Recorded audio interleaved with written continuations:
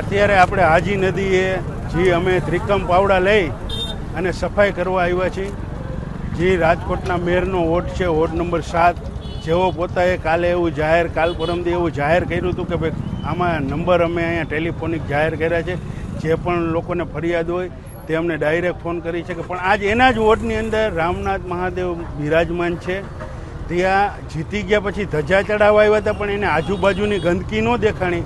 બુલેટમાં બેસી અને બ્રિજનું કામ જોવા જવું પડ્યું, પણ પોતાની વોર્ડની અંદર જે રામનાથ મહાદેવ મંદિરની આજુબાજુમાં ગંદકી છે, જે ગયા વખતે પણ સફાઈ કરવામાં નહોતી આવી, જેના લીધે મહાદેવના મંદિરની અંદરમાં જેટલું પણ અંદર મંદિરમાં હતું તે પાણીમાં તણાઈને વહી ગયું હતું. જો એ સફાઈ ત્યારે કરાવી નાખી હોત તો આ મંદિરની અંદર કોઈ નુકસાન ન આવે.